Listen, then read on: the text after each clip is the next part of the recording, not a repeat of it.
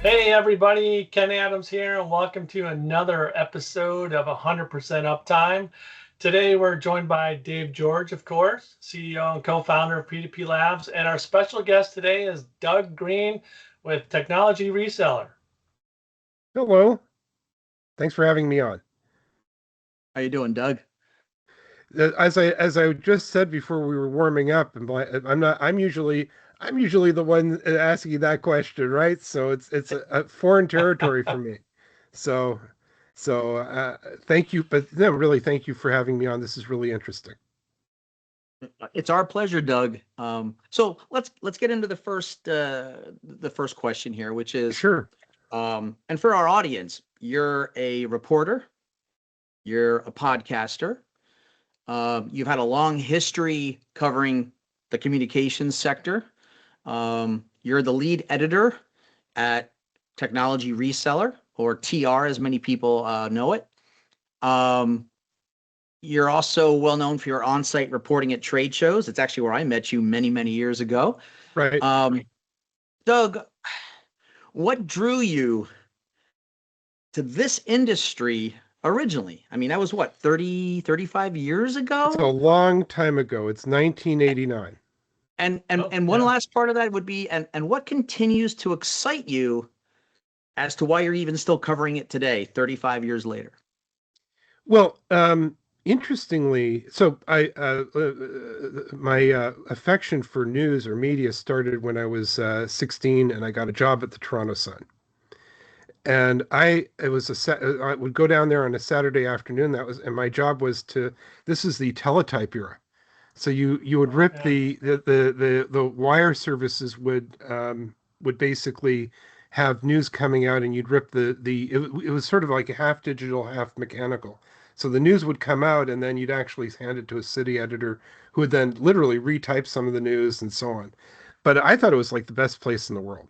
You at that time, this is pre-internet. You could stand in front of all these machines, and you were actually seeing all the news. You were a party to the most up-to-date news of the whole world. So Those are called what, teletype, right? It was the they were machines printing teletype out. machines. Yeah, Sure, yeah, sure. yeah. And there would be like a little bell that would go off, and it would be the hockey scores, or something happened, or an accident, or whatever. Um, and Toronto Sun was Toronto's goofier newspaper. We had the naked girl on page 5, and uh, crazy headlines and so on. But the guys that ran it were very careful. In other words, as far as I know, they never ran anything that wasn't correct.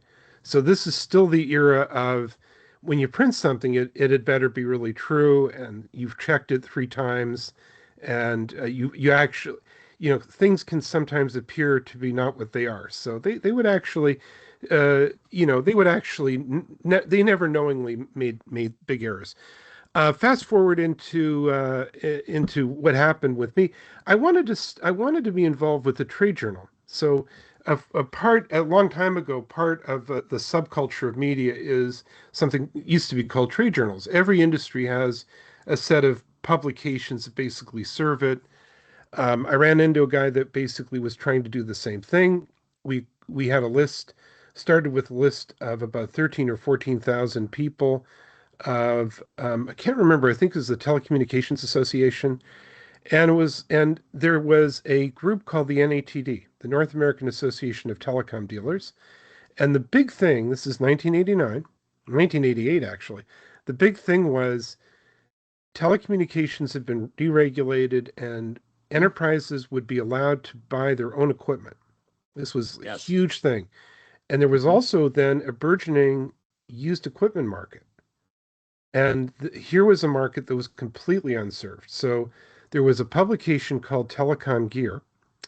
So I don't know if you remember, but back in the day, there would be these computer magazines, and they would be like this thick. It would be all Oh yeah, ads, I right? remember those. Yeah, it was like page, it was like crazy, right? Page after Hmm. page. So there was such a thing in telecom, with a page after page of advertisements for Nortel cards and all sorts of phones and stuff. It was a big deal, but it was an underserved market. In other words, there were a bunch of guys saying, hey, we're not just brokers. We actually sell products that are good enough to be consumed by the enterprise. We need a publication. That was basically the beginning. What happened right after that was it happened that there was a guy named, and really date myself, Harry Newton and Jerry Friesen were running something called Teleconnect. Teleconnect was really expensive. We weren't. So we had more or less the same audience as those guys. So we started attracting ads. We weren't looking for it. We started attracting ads from companies that wanted that market but couldn't afford to be in the glossy magazine. And so that's sort of the distant 30-year plus origins of Telecom Reseller, the publication with the funny name. So that's essentially how it all got started. So now the publication has since grown, and it's transitioned from Telecom Reseller Right. to Technology Reseller. Can Right. you walk us through the strategy behind that? What was the shift? What was the evolution? And maybe how it reflects the broader market in general as to why you did that. Well, we don't mind if you call us telecom resellers. So let's start with that. And I have, telecomreseller.com is I guess we went online in 1995. So there's a great value in keeping a URL that's old, right, and trusted. And we also got Google certified and Google Publish News certified and so on. But it became clear several years ago that telecom was just too narrow. The companies, even in telecom, basically were redefining themselves as technology. Right. And and I know that our purpose today is to talk about us and not the industry, but I have to talk about the industry. So the big change, the big shift that started and I think is underway and will define us from now on for a long time is we've gone as an industry, we've gone from making money on charging money for communication. You pay money to make this meeting happen, to basically um, charging money for services on that communication. In other words, I think the future is when this event, for example, creates data, charging services for the data that basically will come off this call. That's basically the future. That's part of technology. The other thing is Yeah. that we're touching on. I couldn't figure out it used to be very simple, right? A PBX was a PBX, so that Yes. was the demarcation line, literally, right? I don't know. I mean, cybersecurity is something we've got to report on. Agentic AI is something we've got to report on. Yes. What cooling? We've done podcasts on cooling. Why not? So I'm Well, trying to, yeah, Doug, is that because, your readers maybe 30 years ago were predominantly either true telecom service providers, ILEX, CLEX, obviously in the late 90s and certainly in the 2000s. But today your readers are MSPs. They are CSPs with hybrid offerings that I would argue make them more like an right, MSP. right, You still have agents and resellers, but they're becoming specialized in some cases for cybersecurity. right. As their role has evolved, let's say in the last decade or so, how has TR tailored the content to serve that diversity in the business model? Meaning, you've had to shift, is what I'm hearing here, right? So I'll harken back to what you said. It's similar to when I used to tell people, stop thinking about the infrastructure layer of a telecom, think about the application layer, because that's where their money was. Right. Now what I'm hearing you say is, yes, that's true, but let's go one step farther. It's the data inside the application layer that holds the value. Right. So speak to how your readers have evolved too, and how your content has maybe changed due to that.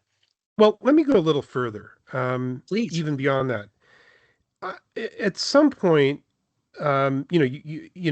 there were several big decisions. So one obviously was at one point I had to rip the Band-Aid off and say, I love print. I love the smell of print. I like ink on my fingers. I liked the whole thing.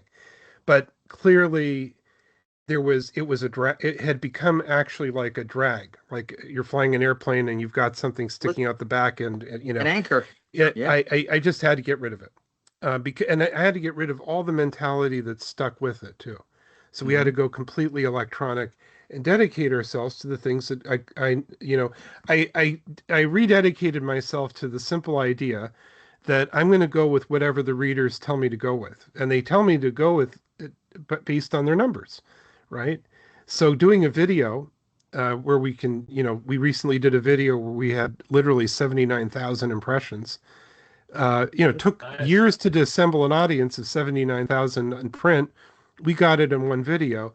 You can't argue with that, right? So, but in terms of content, what I started to notice was that I couldn't double guess my readers.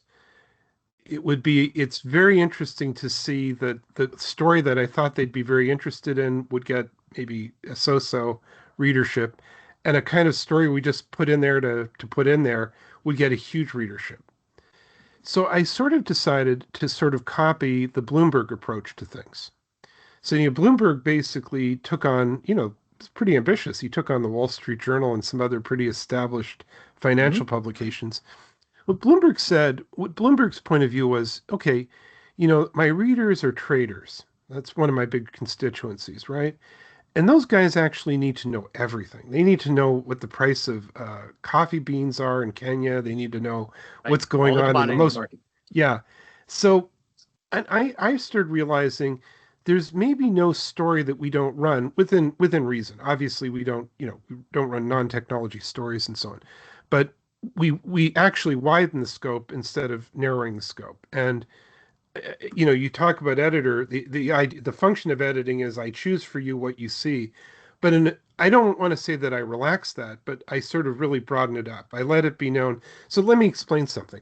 The PR agencies, publications like mine are fed by PR agencies. So we have relationships with literally hundreds of PR agencies. And what we do is we make it known that we're your friend. We'll be happy to publish your stuff. We'll post it. That gives you a flow of news. And then you basically, in return, can basically say to them, yeah, send me this type of news. But we opened the doors to a wider range of stories. So I hope that makes some sense. So in other words, yeah.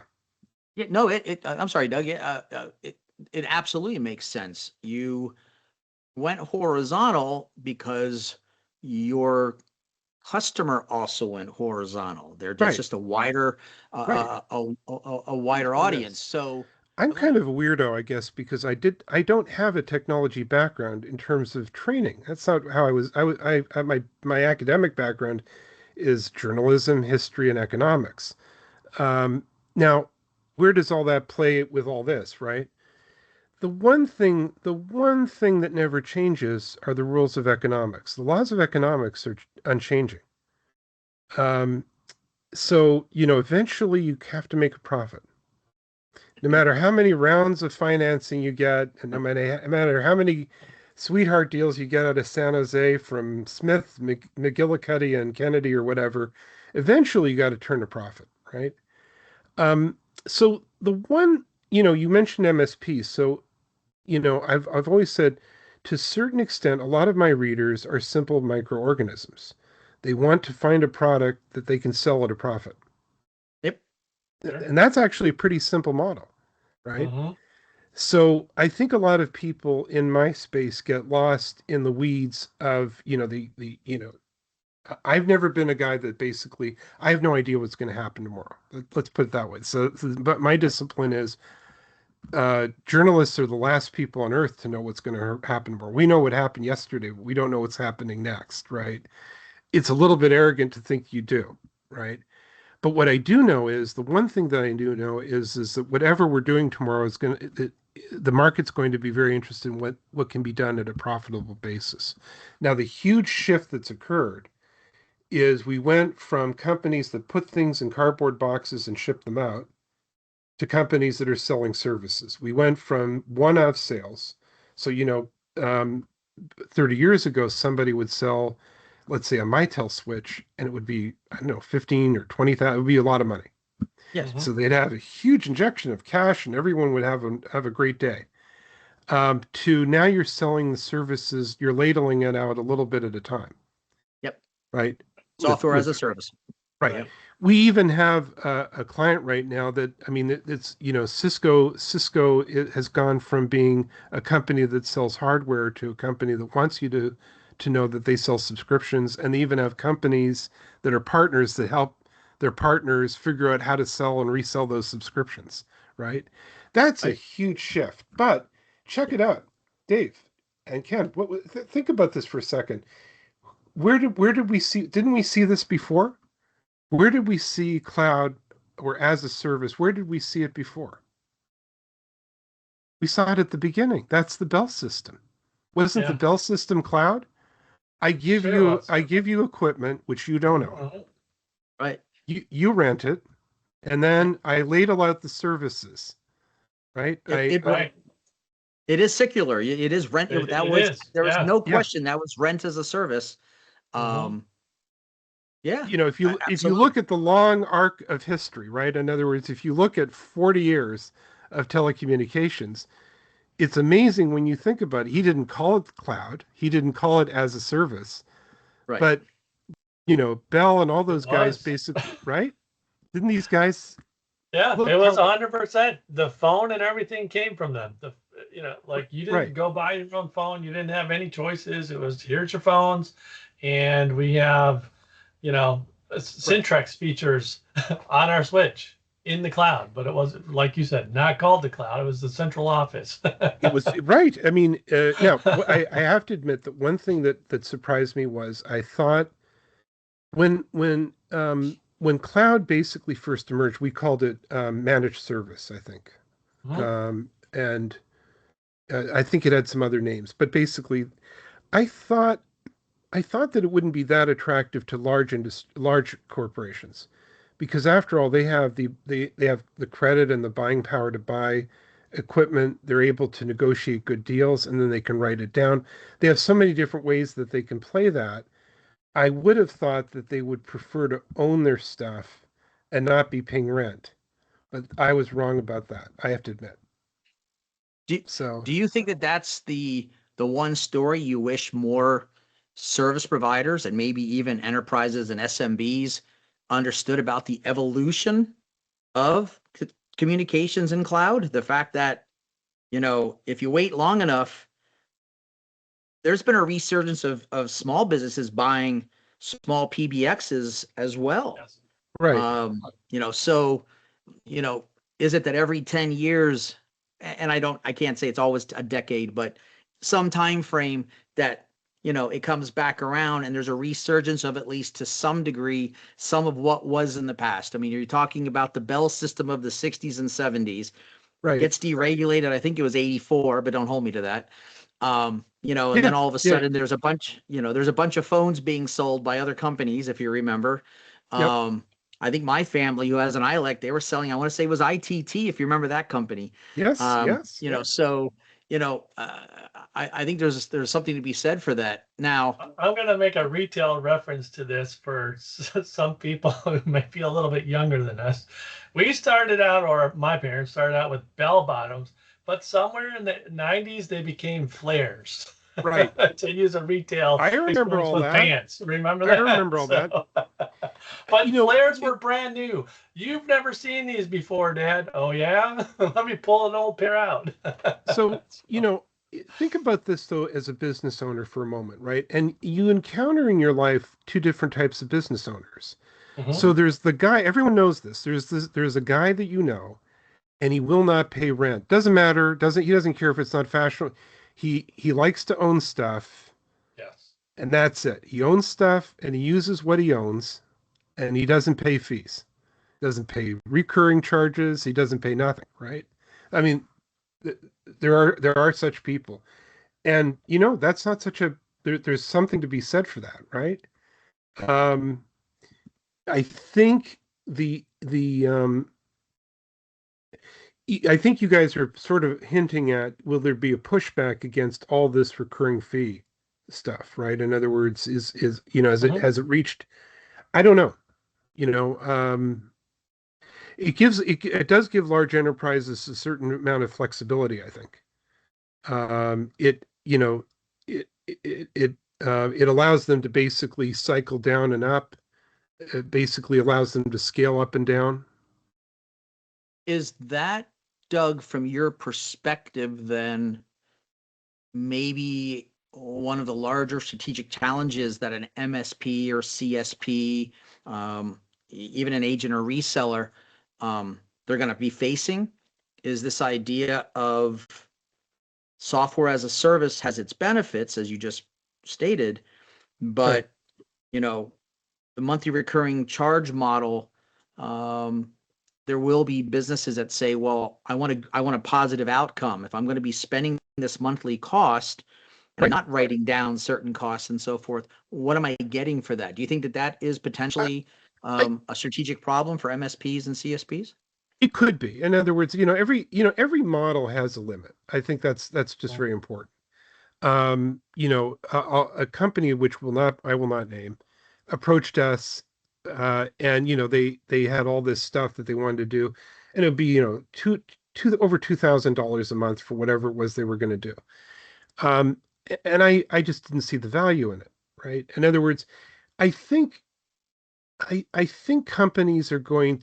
I think this has already happened. I just think that uh, um, and that's interesting. Let me go back to the Cisco model, Yeah. right? There are actually companies now that are helping Cisco partners figure out which subscriptions to turn on and off and how to manage this. This has become a whole thing.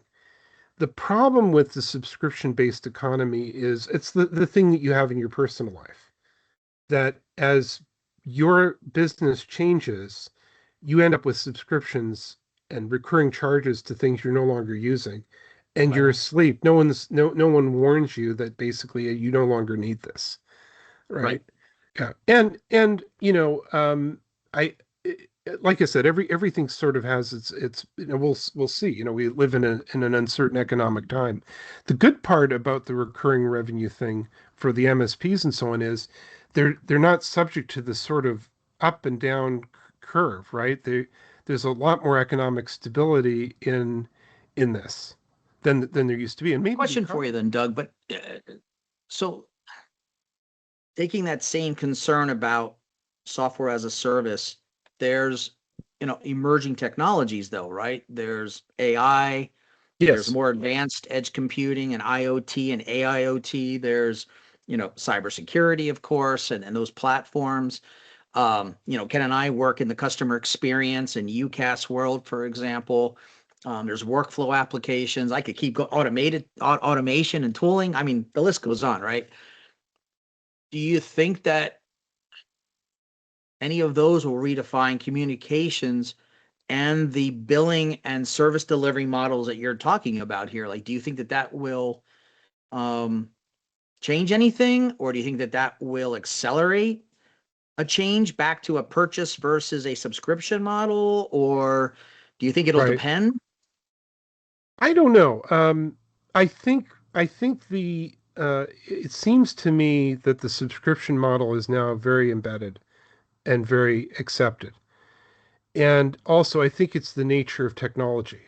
In other words, the slope of the technology model is to, the highly centralized system and siloed system that we had. In other words, my magazine was born in the silo, right? Mhm. We have we actually had a publication that was just a Avaya Extra. It was just about Avaya. That was a whole Okay. silo. We had a publication on Nortel. We had a publication on NEC, right? Those were You're defined giving me the shakes silos. when you say Nortel. Yeah, yeah. I mean, these were very successful. Avaya and Nortel and so on went out and they signed up software companies. The software companies basically were selling into a defined area. We were able to deliver the readership, right? We had the Avaya and Nortel readers basically that people wanted. Um, I think that's not going to ever come back. I don't ever see people going back to some sort of siloed model. I think the cloud makes a lot of sense from a technological point of view, right? That basically, the idea basically of the cloud part of it is scaling. You're only using basically the processing power that you need as opposed to having on hand this huge hunk of iron that you're only using, you know, in a sense, it's like think of it like the airlines, right? Every minute that the airplane is on the ground, they're losing money. Every minute that the airplane is in the air, they're making money, right? Right. So that's a very expensive asset that they want to be using all the time. And the cloud basically allows IT to do that, right? In other words, the cloud finally allows, well, we have to buy this giant computer because once a year we have this enormous, well, we don't need to do that anymore, right? We don't need to buy that much huge stuff locally. So I think Yeah. the cloud is here to stay, and I think these recurring charges are here to stay. But I do think that there's everything has a limit, right? Right. So you'll probably see you'll see some. Let's say I won't be surprised to see some creative ways to sort of slice and dice this in the future. Well, Dave Yeah, kind and of I've also. alluded to Oh, it. sorry, Ken. We had a distributor partner on, one of our episodes, and even on that episode, they were surprised at the number of new orders for the lower end PBXs, right?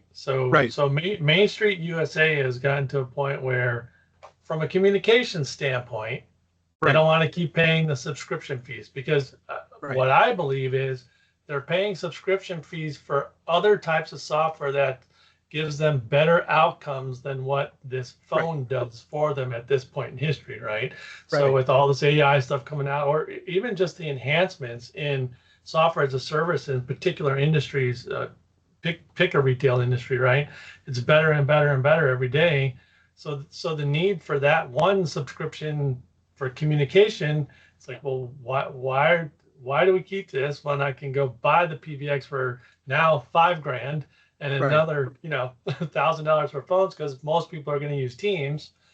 Anyways, it was an interesting conversation, right? To see that Right. swing back to that. But like I said, a bigger swing towards these other cloud-based services that provided the small businesses an actual outcome, or an increase in revenue, right? So, And I think it depends on the business, right? In other words, not every business, some businesses, you look, it's interesting. If you go to a conference, a vendor neutral conference, there are PBXs still being sold, right? yes. Probably someone's going to throw a rock at my head, probably, but probably I would say hotels, lots of hotels in the United States, right? And Canada. I guess probably you need to have an on-site switch is not the end of the world, right? You don't really use it that much, but you're required to have it. Keep in mind, there's also this too. There's a regulatory. People always forget there's a regulatory overlay to telecom. Right. So hundreds of hotels must have a working phone in every room.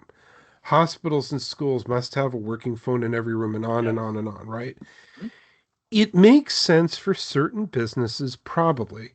If you're a family-run hotel with 200 rooms, maybe it makes more sense to just simply buy a PBX.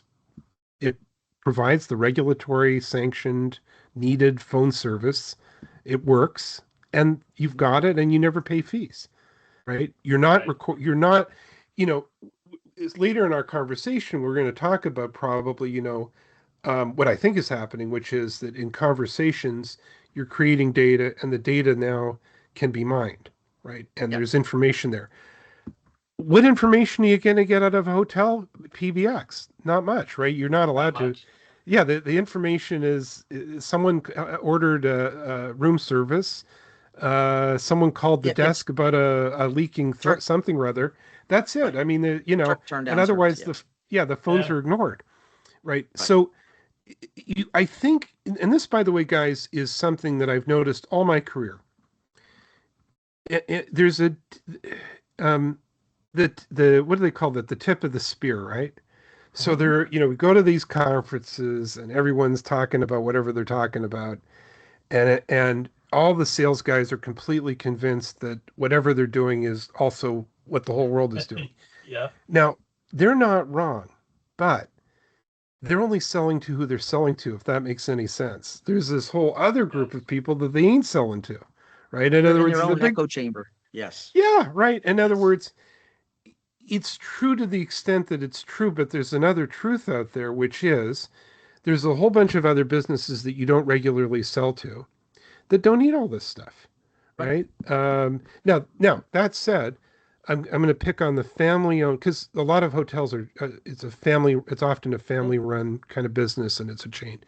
Now, the family run business might rely on very high technology to get reservations, right? So they may be part of some sort of uh, organization, Yep. which basically delivers Franchise. reservations, Yes. right, Right. and so on. And that part of what they do may require the best technology there is. That's absolutely true, right? Right. That people can, book online, can use their phone. We haven't talked about the shift to mobility and so on, but Right. but uh, uh, but the business. So in other words, there's still actually, believe it or not, a case for in many cases businesses not to basically adopt this model. Um, Now, I think, yeah, it's, I guess, the other thing the huge shift, right? The other big shift that happened in my time was the shift from basically we consume all of our news and information. I think we even do all of our shopping now on our phone, right? Pretty much. Yeah. Of Yeah, course. Yes. yeah. Yes. Um, So you need to be available, and whatever business you're running, you need to be available there. But it doesn't, if this makes any sense, I'm arguing it doesn't necessarily mean that you need to change what you're doing. Now, on the other hand, there's simple businesses that probably could use more sophisticated technology, right? Right. Everyone on this call probably has a family-run business that you like to run over to buy food, right? A little restaurant, two Oh brothers, three yeah. brothers are running it, and they've got a phone. They've got a phone that rings, and if no one picks up, you think that maybe they're out of business, right? So there are tiny businesses that on the other hand could use actually better technology. technology. But I want to segue back to the fact that I've got the chief editor of TR on this, and so I have a question that's a little bit more about content. How do you decide what stories you highlight versus going into, say, deeper analysis pieces? And what types of content do you find resonates most with resellers and service providers today, where you can absolutely see a shift from, say, 10 years ago, 15 years ago to now? Well, I have several constituencies. So we reach enterprises, we reach Mhm. MSPs, Yes. we reach channel partners, and we also reach telcos, ISPs, and CLECs, and so on. So the stories come at us, and what what's interesting is many of the stories will sometimes be of interest to everybody. Sometimes they'll Okay. only be of interest to one group. I try not. A long time ago, I used to be like more laser focused, right? I think I've Okay. gone in the other opposite direction. In other words, I'm trying not to ignore any segment of my readership, if that makes any sense. So in other words, Sure. we try to make sure that there's something there for each of the constituencies that we reach. Now you asked about the MSPs. There was something there specifically you wanted to know about the Well, MSP? basically what I'm asking is, and I'll go into a little bit more detail, I guess, Yeah. but you know, what are you finding that resonates differently today in that content? And maybe it's not even the topic, Oh, it's okay. even how it's presented. Oh, okay. And Okay. let me add to that. And then how do you balance reporting large vendor news, right? The nationals and the internationals, Right. with, a nuance story about a small partner. They might only be regional or even a local company where they're never going to make national headlines, but it's still a piece that has interest Right. and certainly others can identify with. How do you balance all that? Dave, I'm so glad you asked me that question because that from our very beginning, that's TR in our DNA, right? We've always been the publication, or tried to be the publication that the small guy, the startup, the guy that shows up at the show with the business cards that are still kind of wet, and still drying, right? He's Yeah. he's still not sure what his name is. He just picked him I'm up at FedEx. Yeah, right. He just picked it up like right over there. They got the Yep, FedEx inside the conference hall, right? And it says exactly. George Brown or something. I'm really interested in that guy because I know that no one else is interested in him, right? In other words, yeah, everyone else can report it. So Cisco is a dear partner of ours, and we love them. They know that we love them, so I'm not attacking them or whatever.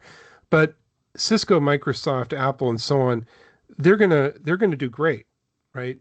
Part of my role is to help the companies that basically don't have a voice, or have a great idea. That's why does anyone want to read me, right? Why read me? There's a lot of other choices, right? Right. So one of the basic things we've always tried to find is let's go find the guy that he's got a credible story, he has something to say, and let's give him a chance.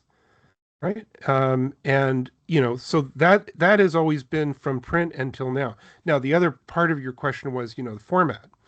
Yes. As I loved the print era. I loved writing. I loved all that stuff, but you can't argue with success. We can now do a podcast video.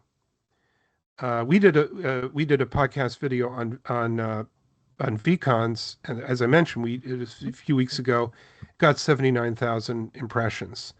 We're getting we're getting 8 or 9,000 impressions or downloads in some cases on videos on all sorts And, of different topics. and Doug, That let me just interject for Yep. the audience. They may not know what a VCon is. So what I want to virtual do is virtual ver- ver- conversations.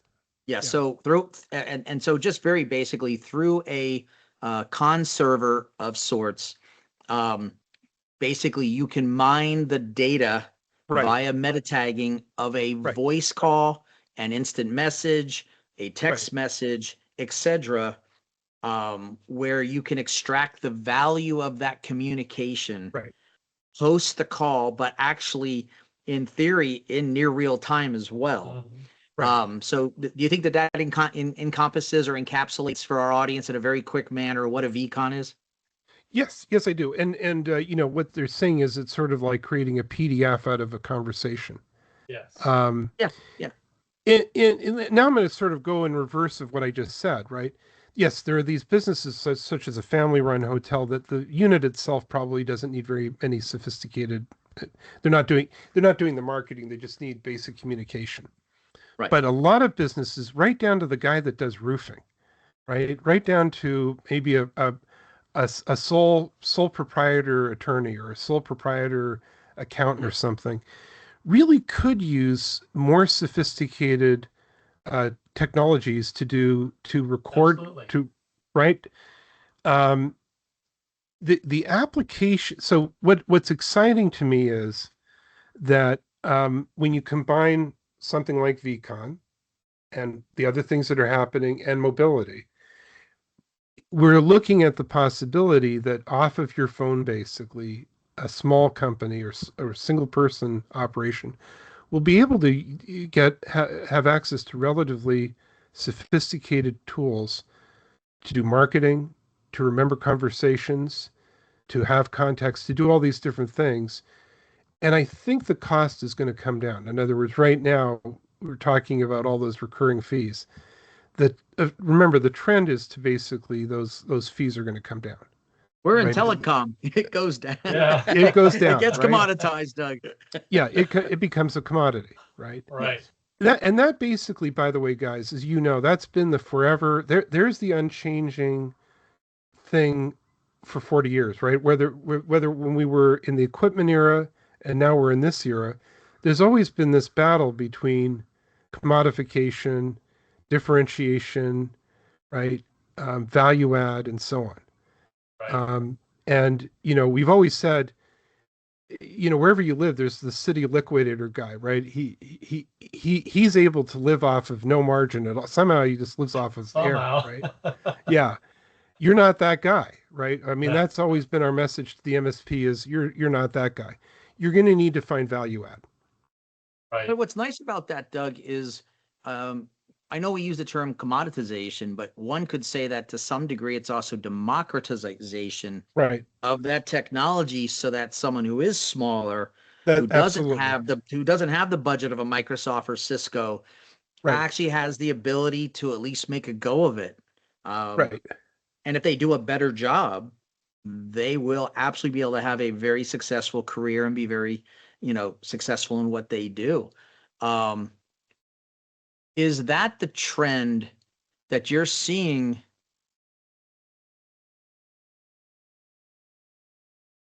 Not just with VCons, which is a new technology, but with almost anything you've seen over the last 35 years? Is that downward trend or the change in technology that's sort of elevated new opportunities? I mean, agentic AI is a new concept, but I just read a report that there's over 2,000 agentic AI companies already in the United States and Canada. What does that say to the ability to grow a new business with new technology? Well, I mean, look, the big picture there, Dave, is this. I've always believed one of our core beliefs is I believe in free markets. So, if you just leave a market alone, if you won't tinker with it or fool around with it, if you just leave people alone, those initial high prices will attract investors. Look at what you just said, right? How did that happen? How did we all of a sudden wake up and then there's 2,000 companies offering this, right? Because the initial high prices attracted investment, which is now creating a huge amount of choice, which over time will create a lower price and a democratization. We don't have, I hate to use the word magic, but it is like magic, right? Right. If we just don't fool around with it, if we just leave it alone and allow it to take its own course, and yeah, obviously this is going to be delivered. Now, one thing we haven't talked about, because you're sort of knocking on it, is the other side of the MSP. They want to make money. They would also like to eventually sell the business. Sure. Equity is in the business, right? Yes. Right. So I think one of the things that's been interesting to watch is, historically they were running around selling stuff, right? And then making all that stuff work. Now they're selling processes basically, right? Right. But they need to feel that they at least own that relationship. In other words, they need to be able to so the one thing that hasn't changed over time is unless you're just an agent, there's people, and that's cool. There's people who are just like, hey, I just need to make a living, and when I retire. That's it. I save my money, right? But for the guys that are basically trying to create some equity in their business, this is actually another thing that we try to pay attention to. That the white label programs and so on are very important to the MSPs. Well, I mean, that's the word capital and capitalism. Let's just be Right. honest. That's what you're building. You're building capital in your business. I'm going to shift a little bit again and say, for someone early in their tech career that gets to read TR for the first time, your publication, or maybe it's an owner who's got a small organization and has decided, now I'm ready to inject capital, I want to Right. scale. What would you say, from all the things that you've published, the people you've met at the trade shows, what's a key lesson or lessons, or maybe a leadership habit that you've observed where the most successful people you've met utilize those lessons or utilize those habits? That's a very good question. Is what are the things that, I don't know whether there's the one thing that connects everyone who's successful. I'm almost inclined to say what Margaret Thatcher once said about politics. So Thatcher said, in politics, you need to be able to do two things. You need to be able to speak well, and then what you're talking about needs to be something of substance, right? You need both, right? And that's also true here. In other words, first of all, you need to actually have a product, right? I mean, you can be a great guy and you can be wonderful and very nice to be with, but there needs to be a product. Mhm. Second thing is the product needs to be easy to understand. This, I think, in our industry and you guys deal with this. You guys see this Mhm. all the time, right? It's very difficult for some reason, and this is a continuum that goes back to Harry and Jerry and Teleconnect and so on. We've always struggled with keeping it simple. It may be that the product or service or whatever it is we've invented, the widget that we've invented was complicated. We don't need to tell everybody that it's complicated. We just need to tell them, hey, we solved this problem. We can sell it to you, right? That's a huge, so that's starts with product, and can you explain the product? And then it's like one of the MSPs came to me at that IT Expo show that we're always at. One of the MSPs said, just give me something to sell, right? Is the product ready to sell? Is it easy for the MSP to go take the product, whatever it is, and sell it? In other words, can I go and talk to people that have never watched these podcasts, don't know don't even care, right? Right. Can I walk through the door someplace and say, hey, you know what? I notice you're struggling with whatever it is. I can solve that problem for you, right? I Is think it, that's it, That's a great yeah, point. that's a yeah, fantastic takeaway. I mean, Absolutely. yeah, all service providers care about is commercializing a product or service, right, um, and solving a problem so that they are a added value in the right, supply chain to their own customer. Period. right. Yeah, just need to, yeah, I mean, this is now I'm not saying anything that's like earth shaking, right? This is all fundamental, but Sure. and then of course the rest of it, yeah, you have to deliver, all the basic business stuff, right? You have to, everything needs to be as advertised. Let's put it that way. Right. Right. There needs to be some ethics. There needs to be some delivery. There needs to be execution, and so on and so forth. All those basic things. Right. The what we're describing comes in all sorts of packages, right? There are people that deliver this that are very colorful, and there are people that deliver this that are very quiet and soft spoken. But those are the basic things. The product works. It's easy to sell. It's reason there's a value add. I forgot Yep. the most important thing, right? There's a clear ROI. Mhm. I paid $1,000, but I got $3,000 back. I got immediate ROI. I got eventual of something, right? Right. Yeah. Look, again, these are like maybe a little hokey, but it's really true. Why does anyone hire anyone else? I can save you money. I Yeah. can make you money, or I can save you time. Right. Those are still basically the reasons anyone buys. And I would argue that you're talking about agentic AI. Mhm. Those basic rules of economics still apply, right? No one's going to And do anything unless, yeah, It right. really does come down to, you know, restating these things. They may seem simple, they may yes, seem trite, but the reality is that a lot of business owners, they're so close to the problem that these types of simple statements are forgotten because they're right, so wrapped up in the technology or so wrapped up in something that seems more yeah. complex than sometimes it is. So, And Dave, that's actually, thank you for that, right? That sometimes is a problem. Don't get so wrapped up in the technology is just a thing. It's just Mhm. a thing. Don't get so wrapped up in it, right? Jen's heard me say it's not about the technology, Doug. It isn't.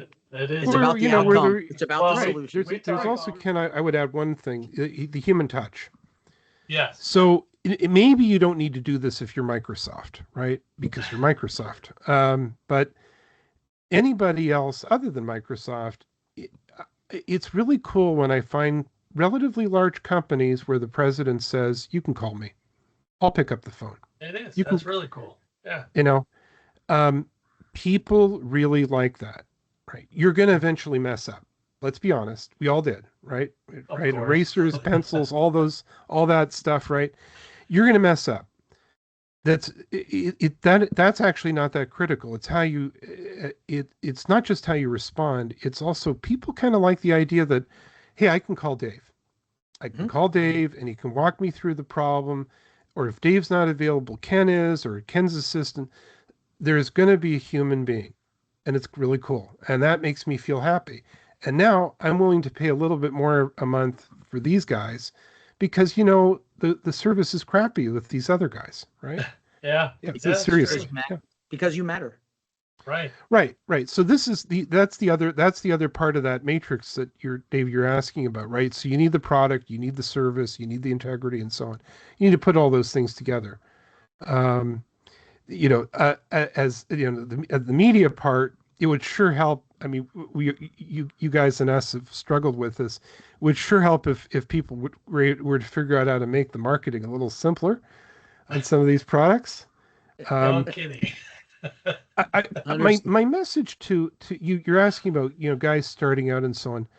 Yes. I know this is going to sound funny, but one big lesson is don't be too cute, right? In other words, there's a temptation in the technology world, and it's a fine line to, it's kind of cool to have a cool name. It's good to have a cool name. But you don't want to make your product so unusual that people are stuck with the unusualness of it or the unusualness of the name or something like that. In other words, don't create a distraction before you create a distraction, if that makes any sense. That's a common, I think, error. Interesting. Right? Another big tip. I would add that to the brand. As people brand, they should take note of that. Right. Yeah. And you guys will like this tip. Bring on marketing companies that have deep experience in this industry. Mm-hmm. The reason for that is that people bring on advertising agencies locally or something, and they mean well. Yeah. But they're like fascinated that, this technology, they've never heard of it all. So they're fascinated. So we end up with advertisements and marketing that we carry that we know probably won't resonate too well with our readers because you're telling them something they already know. We know that this technology exists, right? Mm-hmm. So try to get some people that have some experience. I think that's a very important thing. Doug, I have one final question for you. And I've asked this of every one of our guests on each one of our podcasts. And that is, Doug, what is the one thing in this great ecosystem that you and I and Ken, that we exist in, that we're not talking about that perhaps we should be? That's a good question. I don't know whether we're. I guess I'm so sort of fascinated right now by the idea of using AI to generate the data. I don't know. I don't know whether I don't know whether there's I'm not sure whether there's the one thing that we're not talking about. I do, like I said, I do think that we're probably not talking about. Let me put it this way: I'm still struck by the amount of hysteria that I hear about AI. Oh yes. Yeah. Okay. So if we're looking for the thing that's sort of like that's strange, AI is a tool. It's just a technology. And I think our thinking needs to be so. Okay, I guess this is the answer to your question. We should be talking more about how to win with AI. And not, in other words, we're still having people worried about, maybe job loss or worried about this or that or the other. Those are legitimate things. Sure. But I think there needs to be more discussion about how to win with AI. In other words, how to use AI to win with AI. It's a tool, all right, and it can be harnessed. And it's use this word democratic or small d democratic.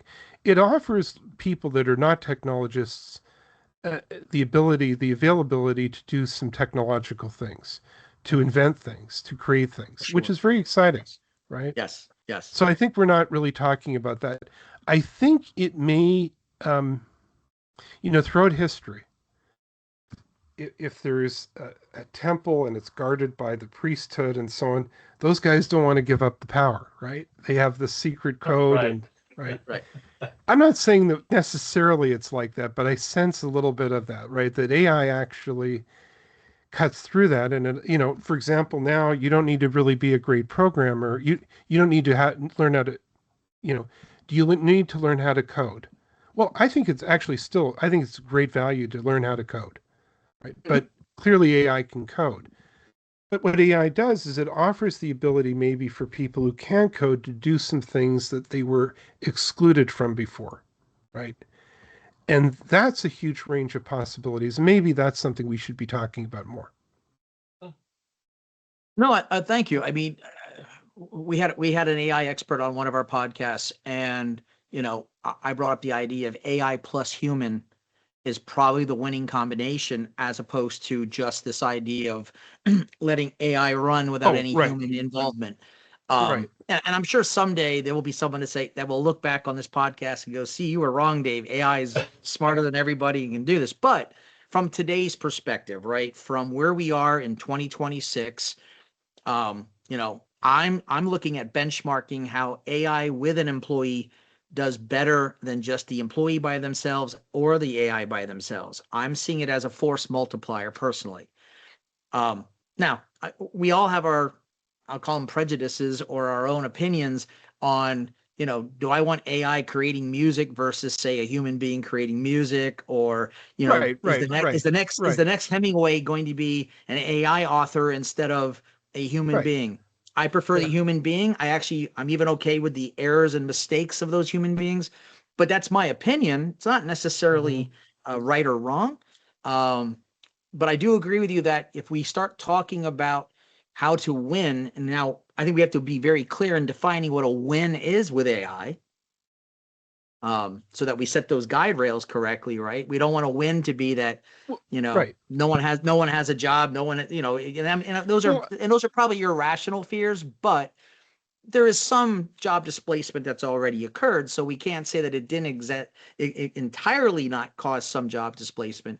What we need to do is understand what a win means, but Right. but I think that's a great topic. Similar to when they automated car factories, right? It was the end of the world. The AI, the robots were going to take over the jobs and all that stuff. And, yes, it helped, produce cars faster and things like that. But every time you see those factories on the news, how many humans are standing next to those robots? They haven't displaced the humans in the car factories yet. Right. So look. The thing to remember is this: the path there. I don't. It's very difficult for humans to understand this.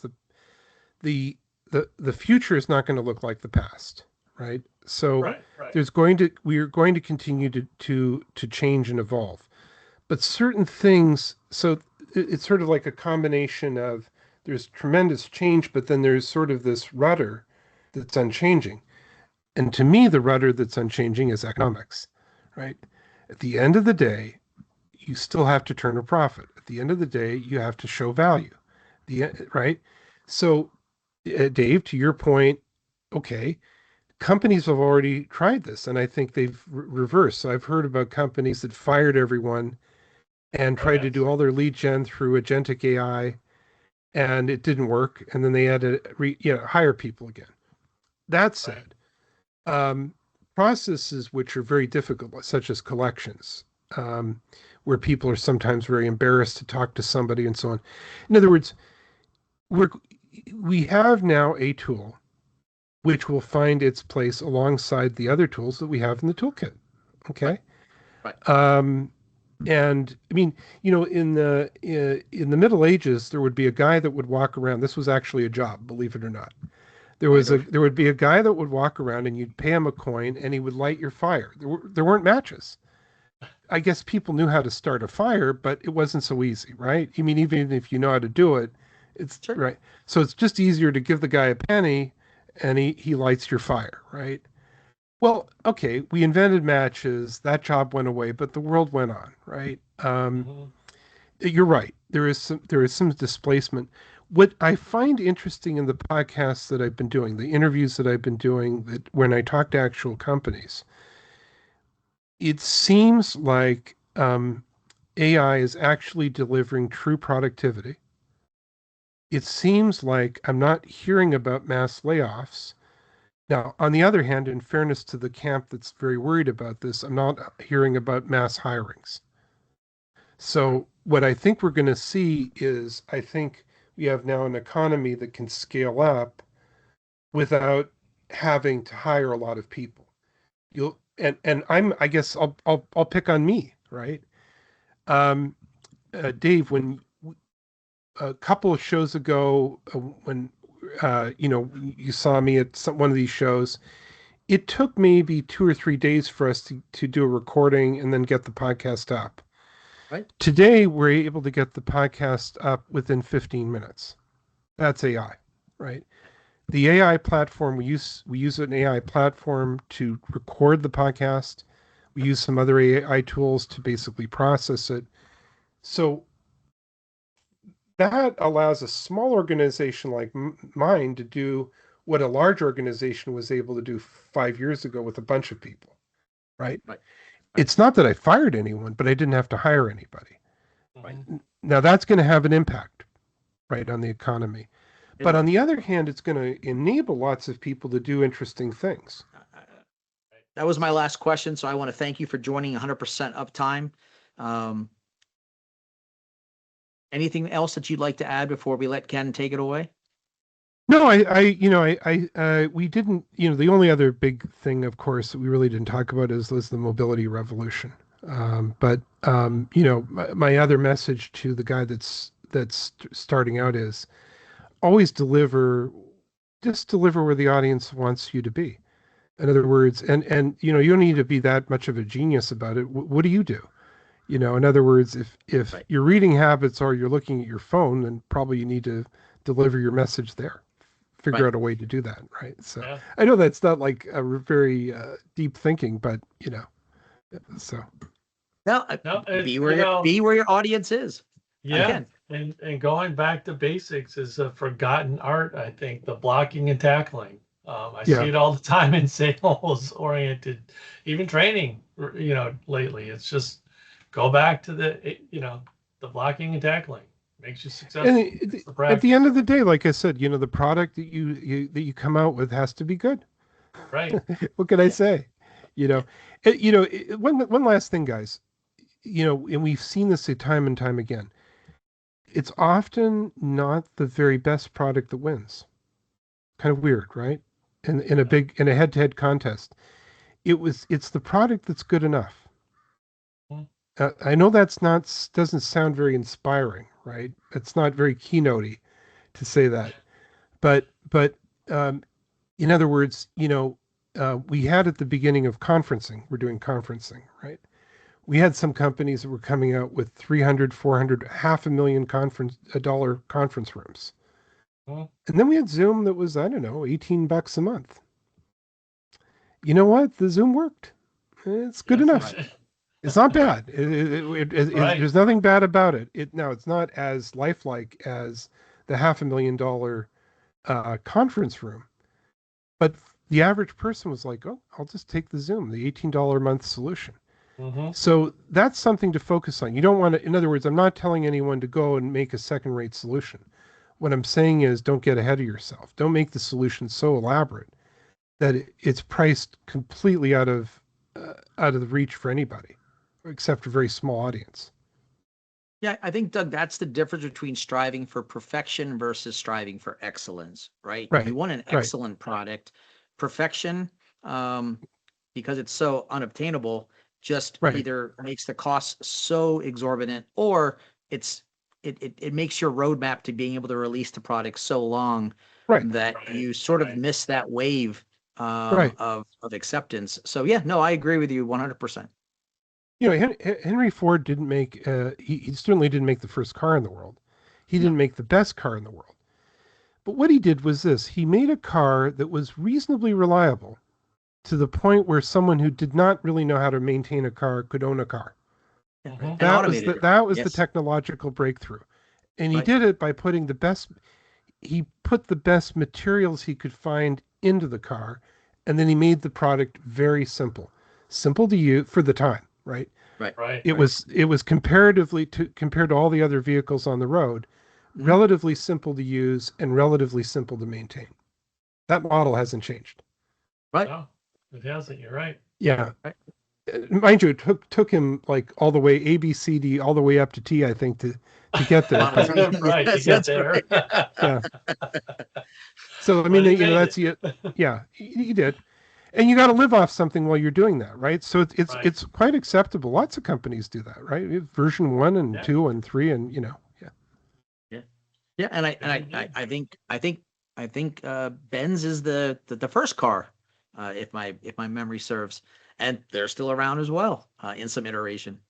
But those great Sherman cars required, you had to be a rich guy, and you had to basically have a driver and a mechanic, Yes. and Yes. so you know, here's Ford, and he goes, you know what? I'm going to build a car for a salesman and for a farmer and for a doctor and a dentist, or a guy that owns a small company and he needs to deliver stuff with the pickup truck.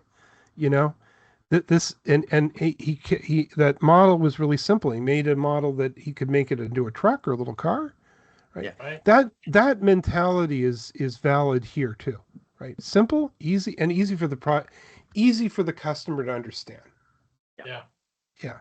No, he was reasonably priced, and that's why he won. Yeah. You know, the stakes. Yeah. Yeah. Good value for the money. Absolutely. Well, awesome. This was All right, a guys. great, this was a great session. Thanks, Doug. And Thank you. to our audience, Yes. thanks for joining us. And don't forget to hit the subscribe button. And you can see what else we're up to at engagepp.com. So Thanks, until everybody. next time, keep building, keep leading, and keep it at 100% uptime. Thank you. All right. Thank you. Thank you. Next time.